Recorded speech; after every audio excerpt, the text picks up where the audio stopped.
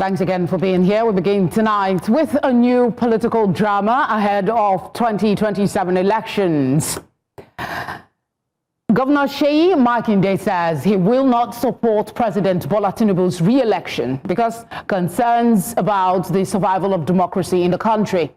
In the build-up to the 2023 presidential election, Makinde was part of the G5 governors of the People's Democratic Party who refused to back Atiku Abubakar's presidential bid. Makinde said while Wike is free to back Tinubu's re-election bid, other party members also have a right to defend the PDP and resist actions that could weaken Nigeria's multi-party democracy. A meeting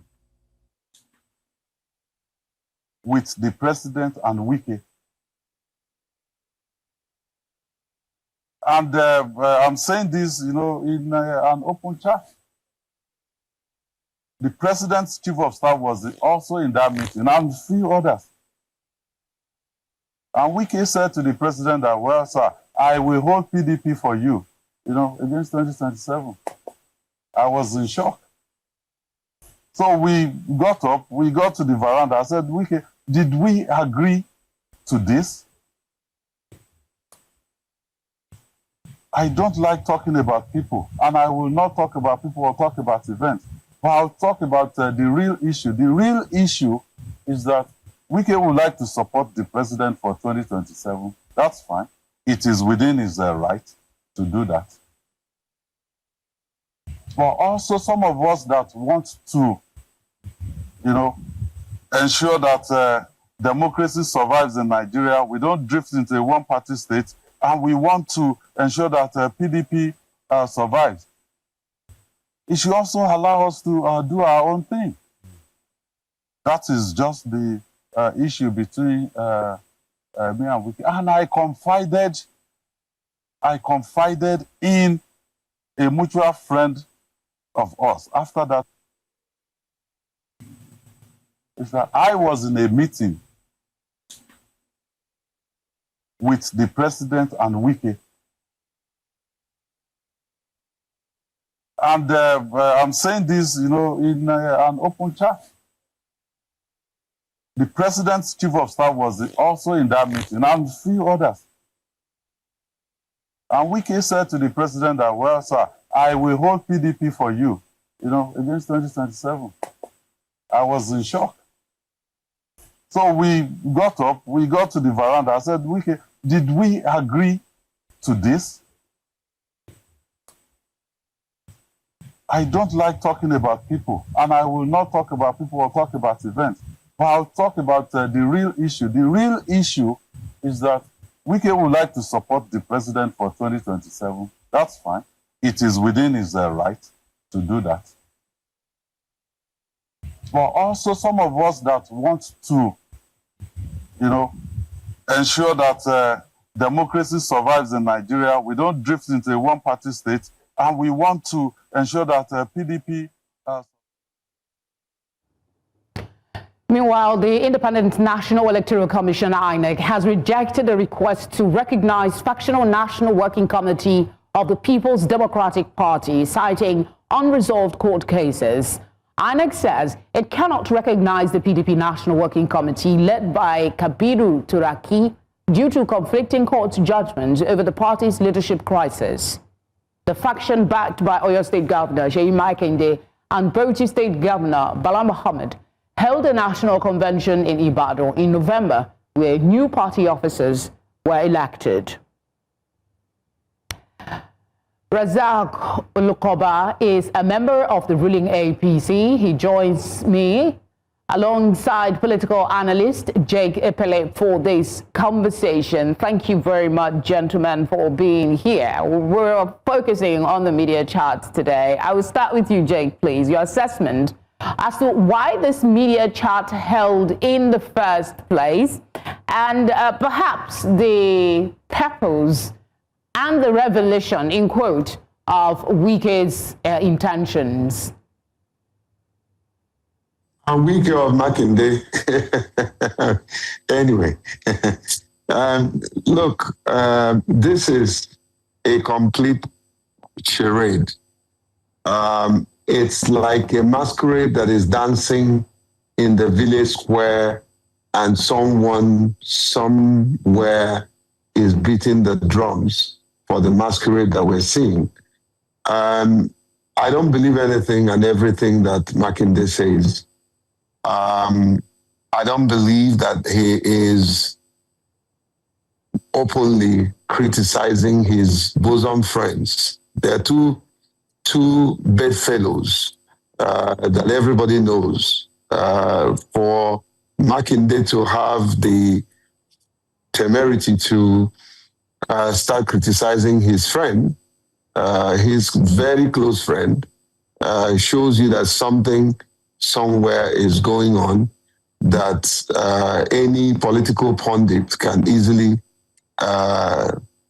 analyze and inform so the general public. That's actually the reason we're asking. Like, is this about 2027?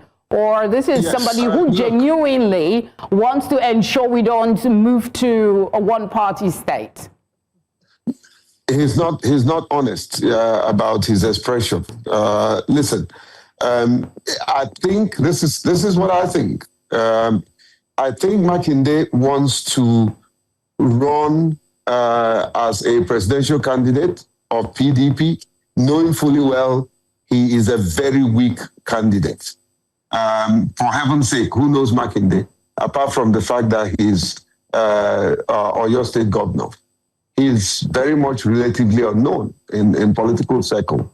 You know, this is a businessman turned oil magnate with all that he did with NNPC, and then jumped into politics with all the money that he accumulated. Other than that, he's a greenhorn in political circle. However, does he have the ability and the popularity to contest for a presidential candidate of a party like PDP?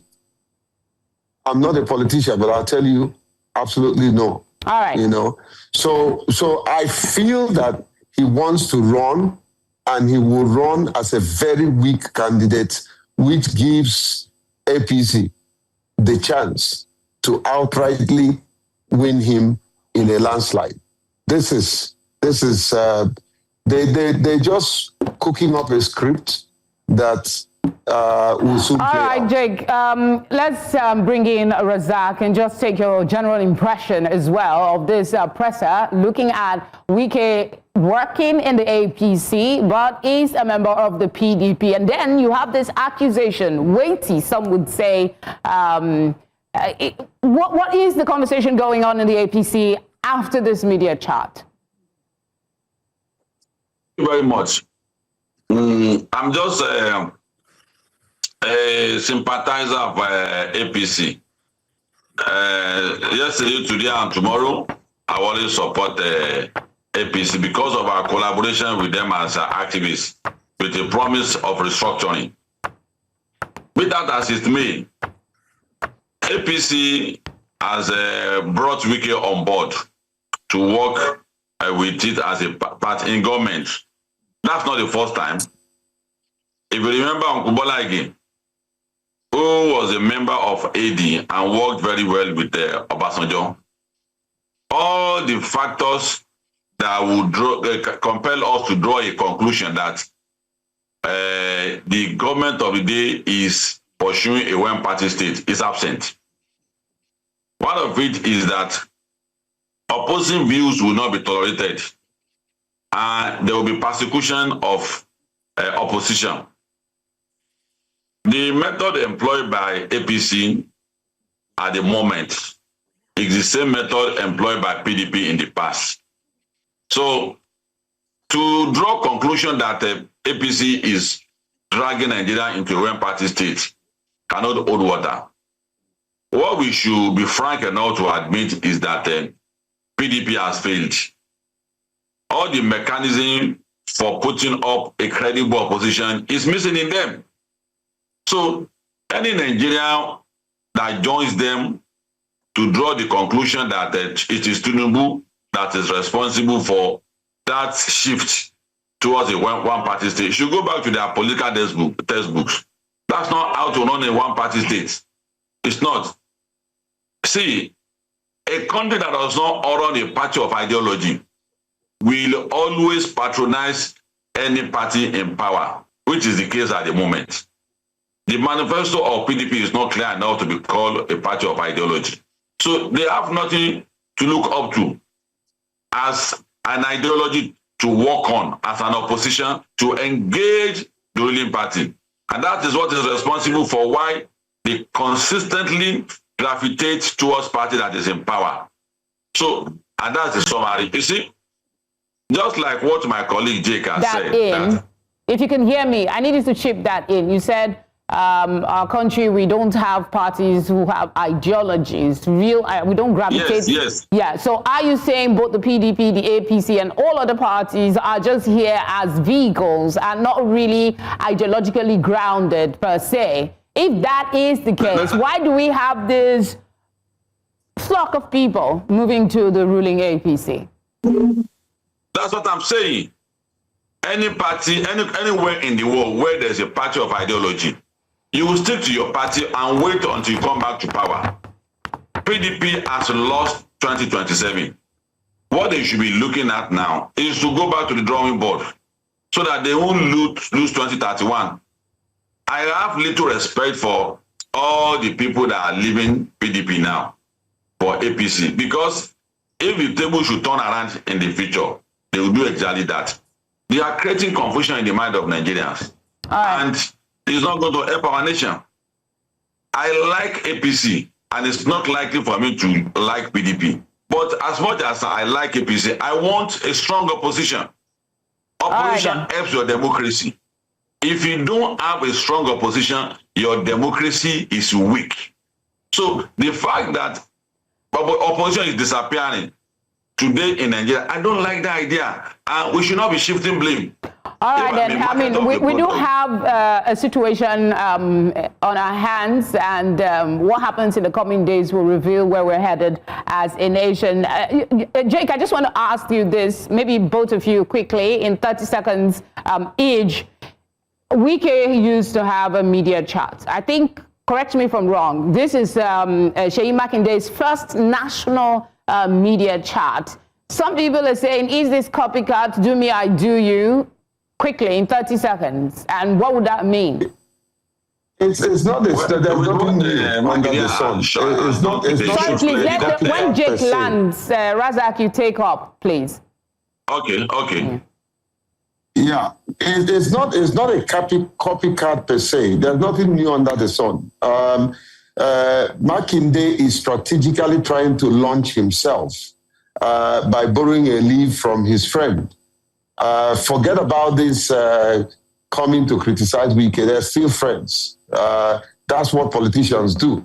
But just to say to Razak, what PDP, in his word, has failed, but APC is also responsible for PDP's failure by what they have been doing in infiltrating PDP and trying to create confusion. Okay, I did say 30 seconds. We're really out of time. However, we cannot blame APC rightly. It is PDP who decided to destroy ourselves. All right, Razak, in 30 seconds, please. That they should clearly that PDP is a weak party. No party will not want to infiltrate the other party. It's a known strategy all over the world that infiltrate and decimate them. If you allow that to happen to your party, it means your party is weak. You can't blame your opposition for that. So if you want to help our democracy in Nigeria, we must be willing to say the truth. Let's run a party of ideology. Thank you very much for speaking with us. We appreciate your time. It's a pleasure being with you. Thank you for having me. Thank you for having me. Coming up, Rivers federal lawmakers defect from PDP to the ruling APC in a wave of defections in the state. We'll tell you more about that when we come back. Do stay with us.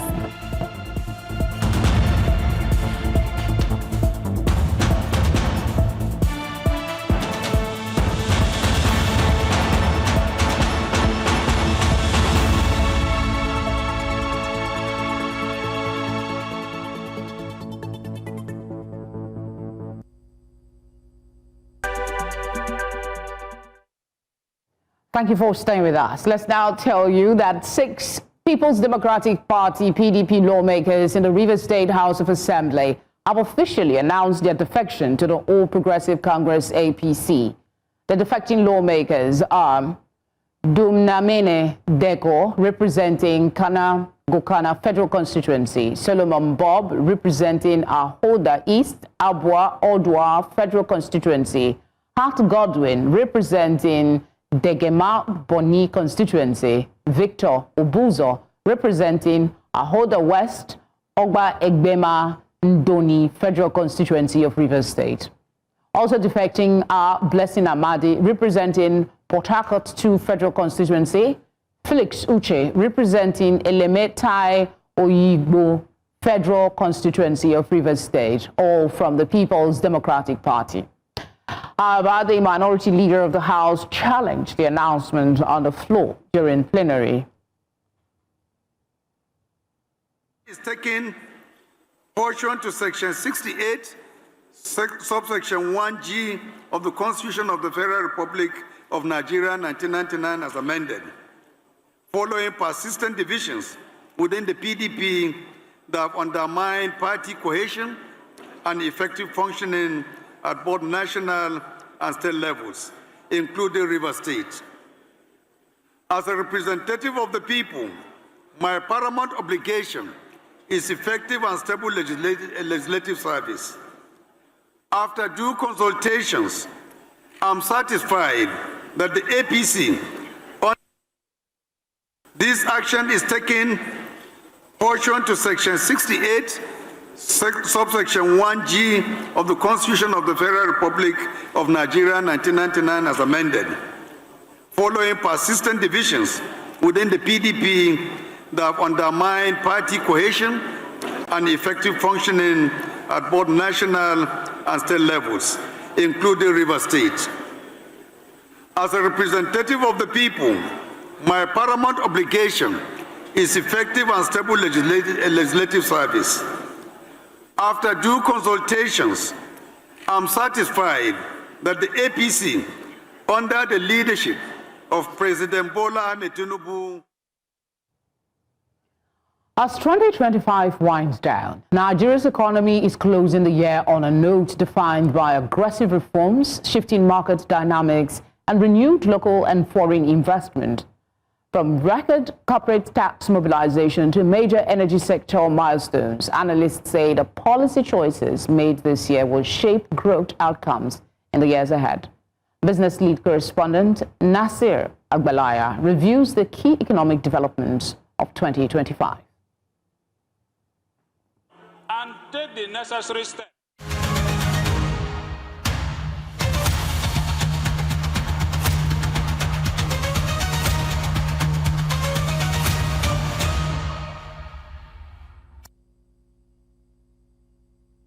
2025 is ending as one of Nigeria's most pivotal economic years in a decade. This had been driven largely by fiscal reforms and a push to reduce dependence on oil revenue. New data from the National Bureau of Statistics shows company income tax collection has risen sharply to 4.76 trillion naira in the first half of the year, powered by strong performances in finance, manufacturing and mining. Government officials say the rise reflects the early impact of tax and revenue reforms. But the higher revenues came alongside tight financing conditions. The CBN's Monetary Policy Committee kept the benchmark interest rate at 27% for most of the year to curb inflation and protect the naira. Meanwhile, manufacturers and SMEs argued that the high rates slowed production, delayed expansion plans, and dampened job growth, highlighting the delicate balance between stabilization and enterprise survival. When we are in school as economists, they say when there is too much money, you increase interest rates. And that's what they've been doing. Nigeria also expanded its global footprint in 2025. The country's assumption of the G24 chairmanship positioned it at the center of discussions on debt sustainability, capital flows, and reforms to global financial architecture, a move diplomats say strengthened Nigeria's voice in international economic negotiations. Reform in the power sector delivered some of 2025's biggest wins. The Electricity Act 2023 attracted over $2 billion in new investments as Lagos and Enugu and other states advanced their sub-national electricity markets. Nigeria's deeper integration with the West African power pool further boosted regional energy trade. In the oil and gas sector, investor confidence returned strongly. Shell gave early approval for the $10 billion Bonga Southwest Deepwater project 3 years ahead of initial timelines. With a projected output of 150,000 barrels per day, the project is expected to support government's target of raising national production by 1 million barrels. And with the launch of the 50 oil block auction on December the 1st, more investment could be heading for Nigeria from IOCs, that's international oil companies, to NOCs or national oil companies. But from what we have seen of what Shell is trying to do, the decision will rev up production, and it is believed that over a number of years, the asset, the Bonga asset, will be able to together produce up to 150,000 barrels of oil on a daily basis. The auction is actually according to the PIA, and the PIA actually states how each of these blocks are supposed to be auctioned, and then the rules, regulations that are actually guiding this. Houston has. The Dangote refinery remained a game changer throughout 2025. Its operations slashed fuel import dependence by more than a half and saved billions in foreign exchange. Analysts say the planned ramp up to 1.4 million barrels per day could establish Nigeria as West Africa's leading refining hub. We're aiming to over 2 million barrels per day, and it's achievable. Don't forget, Nigeria was at one point doing 2.4 million barrels. So it's not rocket science. It can be delivered once we resolve the asymmetries, because some of these asymmetries is on what's going on in the Niger Delta area, the proliferation of the artisanal refineries and bunkers. So all of those will settle if we deal with the main issues. Beyond energy, 2025 saw renewed momentum across technology, agriculture, manufacturing, and financial services. Improved FX liquidity and clearer policy direction helped startups return to fundraising and manufacturers revive stalled expansion projects, and banks cautiously resumed long-term lending. Past sort of 6 to 9 months, there's been a stabilization of the Naira. And that goes to show that things are finally working. There are sufficient forex reserves, and we think that the central bank is doing a lot of good work to ensure that continues to be the case. It goes up, it makes goods more expensive, but now we have noticed some stability, which we hope is going to get better and is going to stay more stable, at least for us to be able to plan and to be able to budget. It's still expensive though. We would have preferred something near the 1,000 Naira mark. Still, the year was not without challenges. Inflation, though moderating, continued to strain households. Oil theft, insecurity, and uneven foreign investment inflows limited gains. Economists say that while reforms laid a stronger foundation, sustained discipline and structural changes will determine how much Nigeria can consolidate in 2026. We don't have a credit-driven economy in Nigeria. Nigeria is purely payment-driven, rent-seeking economy. So it's difficult for you to also think that once we make this policy, one jacket fits it all, then it's going to have a immediate response on us. I don't think that's the approach to take. I think the approach to take is supply side. So the take home here is that how do we improve supply? How do we improve manufacturing? 2025 is winding down, and Nigeria's economic outlook remains cautiously optimistic. The gains recorded this year from revived investments to improved revenue mobilization signal a possible turning point if reforms stay on course. In Lagos for News Central, Nasir Agbalaya. Nasir, whose report you just listened to, is the head of our business desk, and he joins me in the studio. Welcome. Thank you. Also joining in for this conversation is economist Femi Onakore to look at Nigeria's economy in 2025. Gentlemen, thank you very much. I guess I should be saying, Femi, thank you very much as well for joining us. I've already welcomed Nasir. Let's start with your assessment of Nigeria's economy in 2025.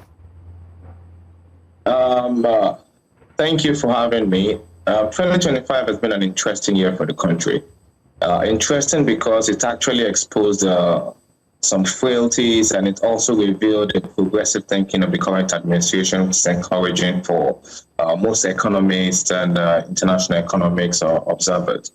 The stability that we have been able to achieve this year after some of the challenges of the reforms really beginning to tell. And that stability has attracted foreign direct investments into the country. We've had more investor confidence in terms of, appreciation of things to the potential of the market, the Nigerian market, as it were, and the ability for it to turn a profitable return for investors.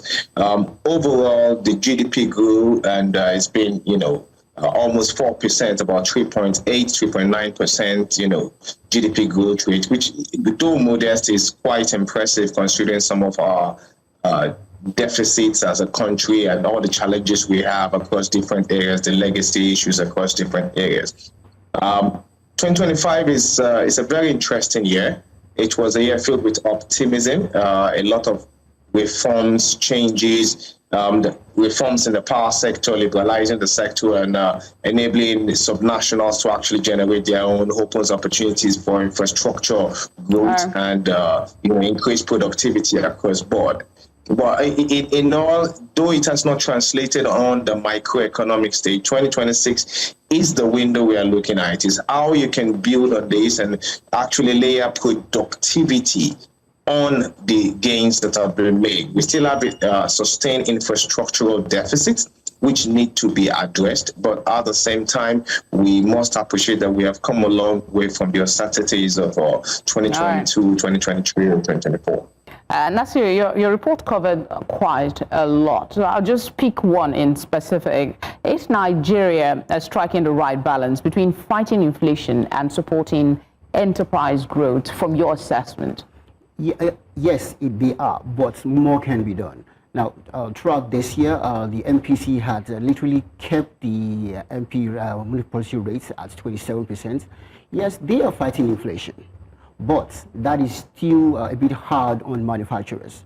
Why? Because the money they have borrowed before the MPC started and what they have to pay back is quite high. I mean, 27%. That means the banks will be charging them more than 27%.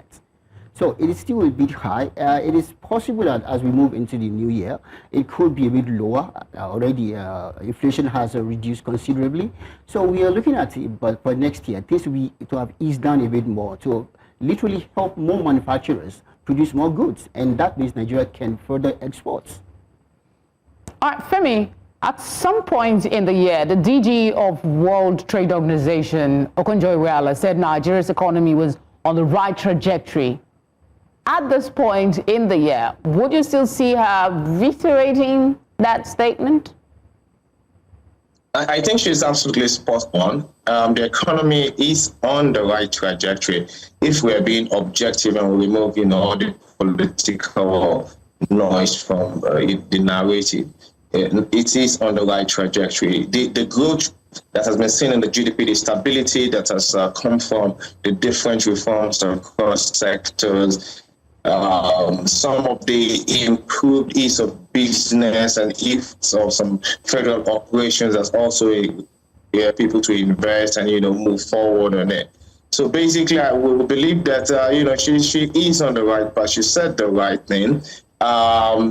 Inflation has gone down and continues to approach going down. The tax reforms that have been implemented in 2026, starting from January, is going to be very helpful in sanitizing a lot of the informal parts of our economy, which has made us susceptible to things like liquidity issues, which actually is one of the things that the CBN always tries to fight with the high interest rate. If we can have a more holistic and harmonized position regarding the, income, the flow of cash, the cash availability within the system, then we can actually say we can construct a proper economy that can be built on the right, values and systems.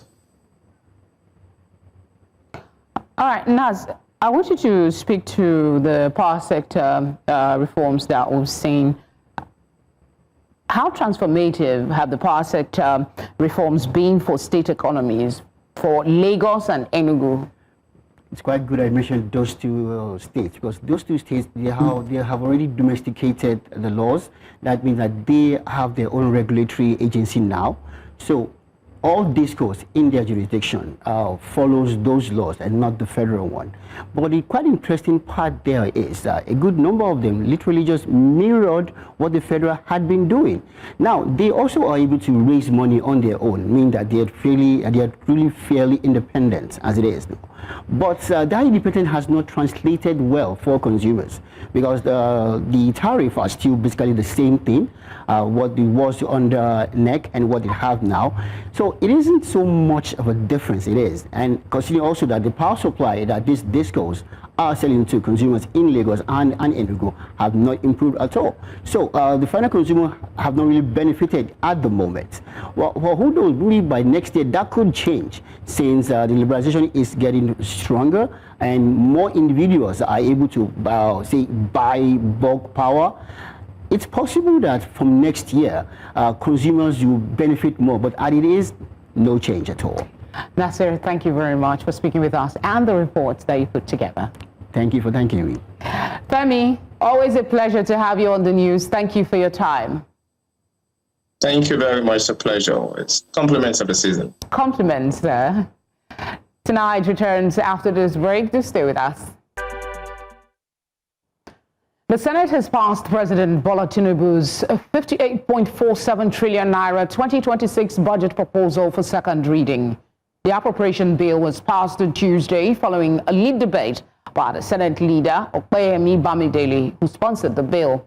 Bamidele said the budget serves as the legal framework for implementing the policy direction outlined by President Tinubu in his 2026 budget address. According to him, the bill authorizes the release of over 58.47 trillion naira from the Consolidated Revenue Fund to fund government activities for the year ending December 31st, 2026. Meanwhile, the House of Representatives has approved the extension of the implementation of the capital component of the 2025 budget to March 31st, 2026. This followed the passage of the 2024 and 2025 appropriation repeal and reenactment bills. Our House of Representative correspondent, I beg your pardon, Idong Joseph, tells us more in this report. Considered is for an act to authorize. About a week ago, President Bola Tinubu transmitted the bills to the National Assembly, saying they will allow the full release of capital component funds to all ministries, departments, and agencies. The first bill sought to repeal the 2024 Appropriation Act of about 35.05 trillion naira and enact or authorize from the Consolidated Revenue Fund the sum of over 43 trillion naira for the year ending December 31st, 2025. Under the 2024 Appropriation Act repeal and enactment, the bill, an additional of 8.5 trillion was introduced into the capital component to accommodate special intervention, particularly in response to the security, humanitarian, and economic emergencies.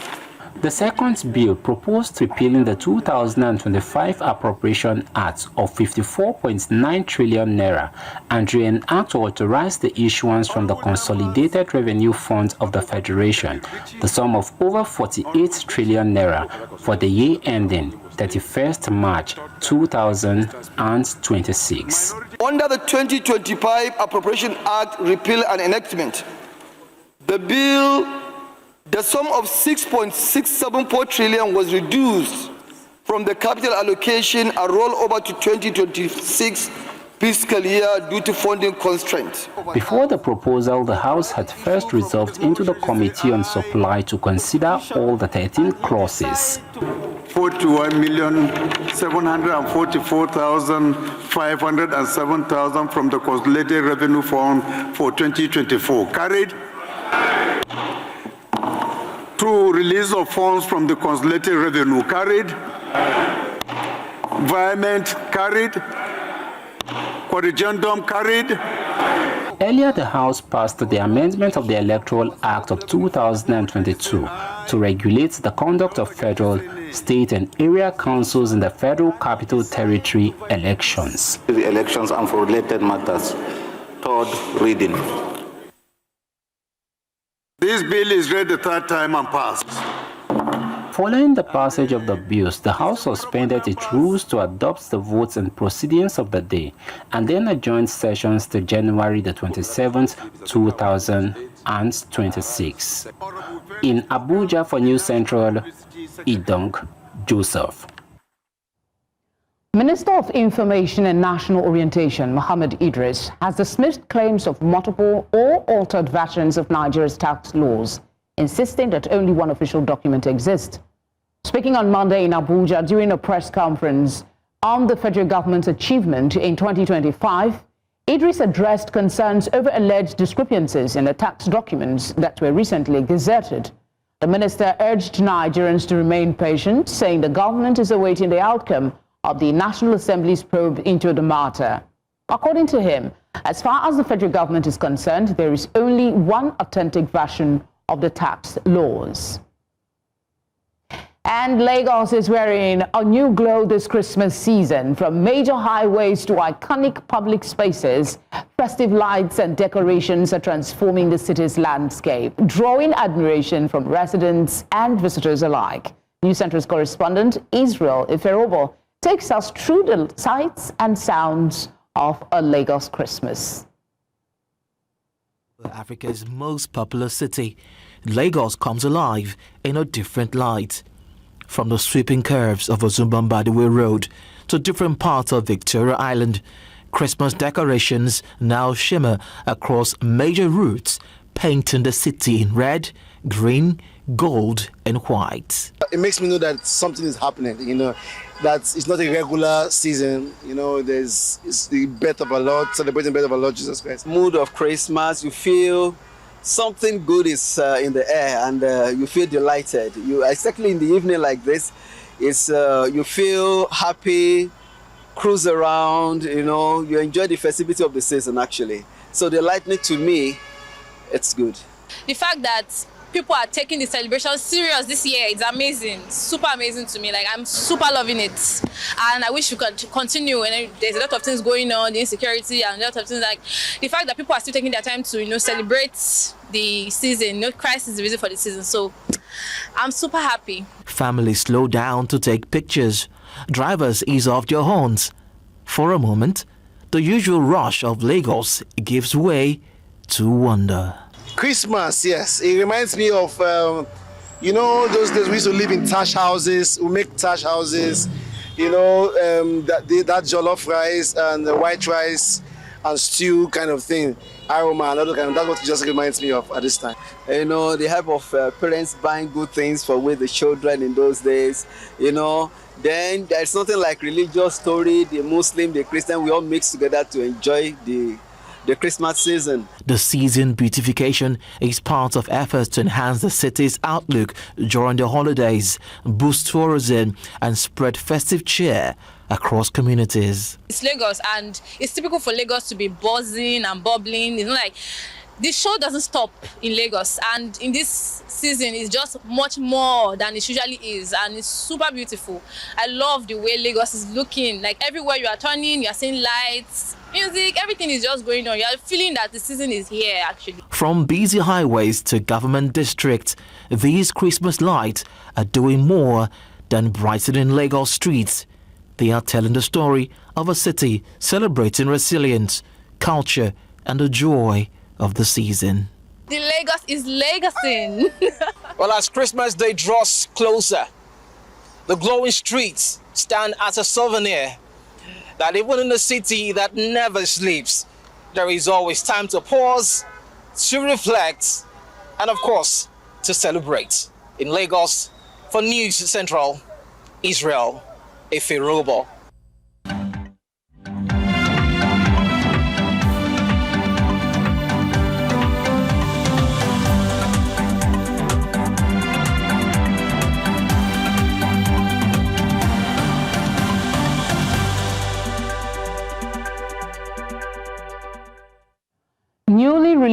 U.S. government files linked to the late sex offender Jeffrey Epstein have renewed scrutiny of President Donald Trump, prompting a response from the Justice Department. The department says there is no evidence of wrongdoing by the president, stressing that reference in the files do not imply criminal conduct and are part of a transparency release. The documents include a January 2020 email from a federal prosecutor showing flight records that indicate President Trump flew on Epstein's private jet at least 8 times in the 1990s, more than previously reported.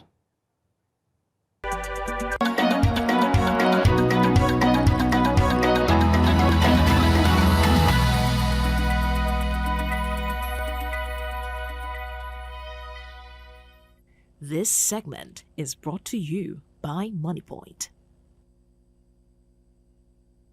Business, the Bureau of Public Procurement says it is committed to strengthening Nigeria's economy through far-reaching procurement reforms and the implementation of the Nigeria First policy embedded in the 2026 budget. In a statement, BPP Director General Adebowale Adedokun welcomed President Bola Tinubu's endorsement of procurement reforms during the presentation of the 2026 appropriation bill, describing it as a historic shift in fiscal and industrial strategy.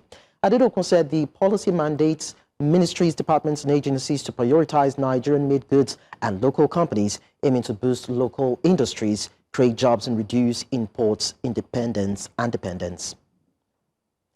The Federal Inland Revenue Service has clarified that individuals do not need a fiscal tax identification card, as the National Identification Number already functions as a tax ID. In a recent video, FIRS official Adironke Atoyebi said the clarification was necessary amid rumors surrounding the Nigerian Tax Administration Act, which takes effect in January. She explained that the tax ID system, first introduced under the Finance Act 2019, has been strengthened to unify identifiers across federal and state tax authorities. And while individuals use their NIN, registered companies use their CAC numbers. We'll bring you equities market in a bit. The Nigeria stock market extended its positive run as the All-Share Index closed at 153,354.13 points, up 0.59%, while market capitalization increased to about 97.78 trillion naira. Buying interest remained firm, particularly in select large cap stocks. Looking at sectoral performance, now we start with the banking sector that actually advanced 1.23%, supported by renewed demand for Tier 1 names. Insurance slipped 0.13% following a mild profit taking in counters like ICO. Now, in oil and gas edged 0.02%. Of course, that was actually a drop as most stocks are traded slightly lower. Consumer goods gained 1.3%, driven by buying interest in Nigerian breweries and Dangote Sugar. Finally, we see that industrial goods added 0.21%, with cement majors recording some modest gains. And that's how the stock market performed for today. I am Lekon Onobanjo, and of course, do stay tuned for more.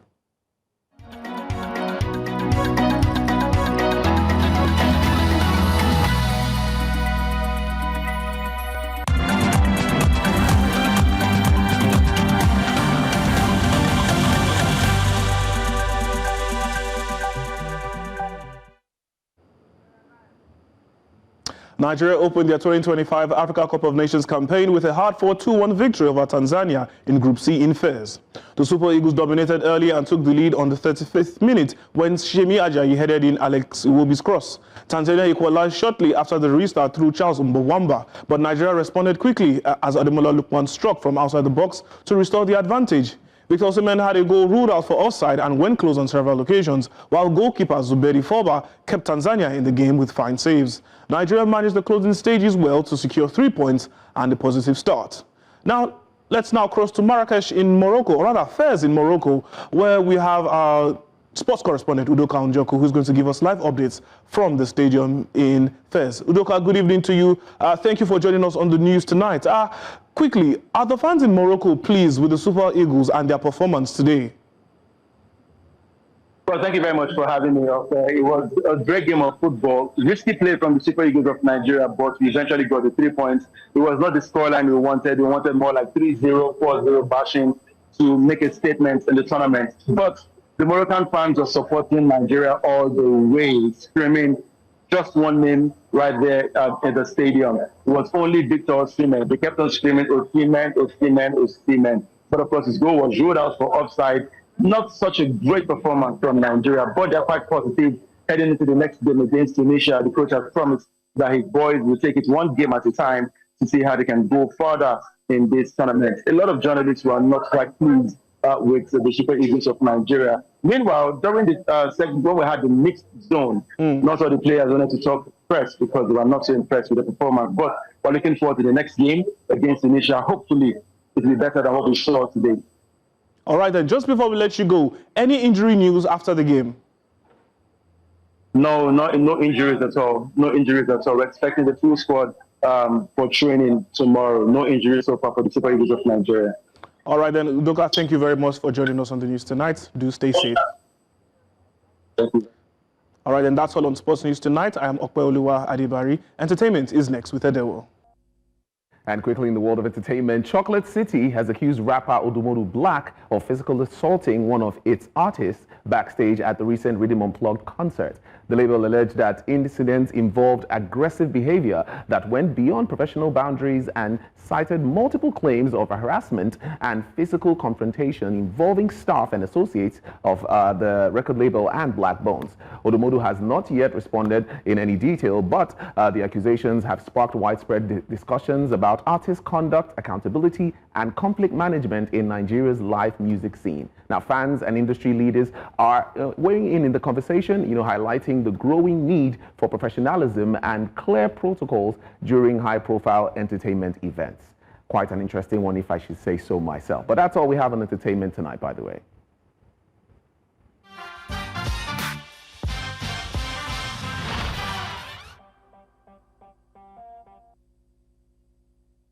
And that's the news tonight. As always, we'll appreciate your feedback and reports. Please share them using the number on your screen. You can follow us on all platforms at News Central TV. You can watch live on DSTV channel 422, GoTV channel 23, Star Times channel 274, Avo TV, and on YouTube. Thank you for watching. Good night.